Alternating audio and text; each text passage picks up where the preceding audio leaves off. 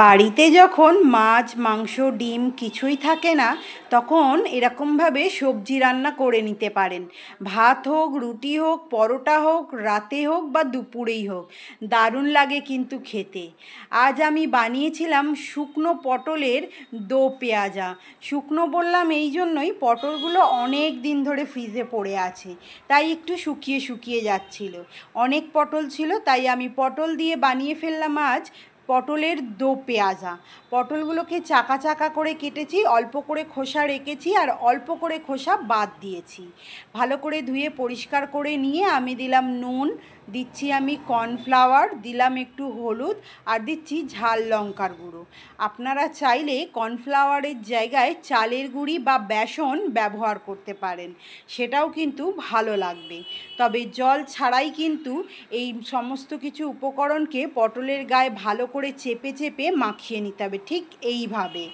এরপর আমি কড়ায় সাদা তেল ভালো করে গরম করে নেব। হাই ফ্লেমে গরম করে নিয়ে পটলগুলো ছেড়ে দেব, দিয়ে আমি বেশ লালচে করে ভেজে নেব। তবে সাদা তেলের জায়গায় সর্ষের তেলেও কিন্তু এই রান্নাটা বেশ ভালো লাগবে।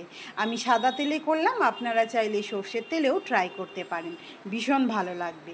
পটলগুলোকে লালচে করে ভাজা হয়ে গেলে তুলে নেব, আর বাকি যে পটলগুলো আছে সেগুলোই একইভাবে আমি ভাজা করে তুলে নেব।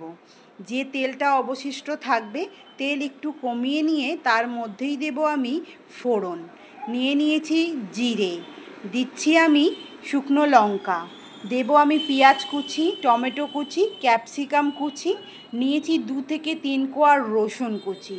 রসুনটাকে আগে দিয়ে আমি একটু লালচে করে ভেজে নেব, তারপরে দেব পেঁয়াজ কুচি। পেঁয়াজগুলোকে আমি ছোট ছোট করে পাতলা পাতলা করে কেটেছি, ক্যাপসিকামও ছোট ছোট পাতলা পাতলা করে কেটে নিয়েছি। ক্যাপসিকাম পেঁয়াজটাকে দিয়ে আমি বেশ লালচে করে ভাজা ভাজা করে নিলাম। এরপর আমি দিয়ে দেব টমেটো কুচি, বেশ পাতলা পাতলা করে আমি টমেটোটাকে কুচিয়ে নিয়েছি। দেব আমি একটু হলুদ, দেব ঝাল লঙ্কার গুঁড়ো, দেব জিরে গুঁড়ো, দেব ধনে গুঁড়ো, দিচ্ছি স্বাদ অনুসারে একটু নুন, দিচ্ছি একটু চিনি।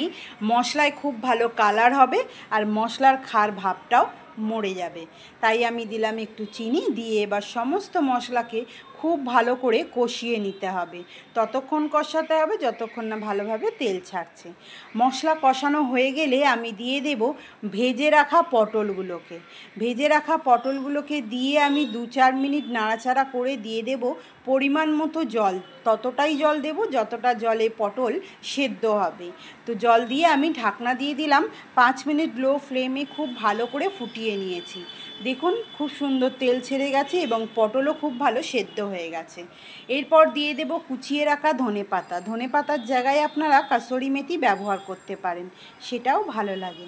টাটা।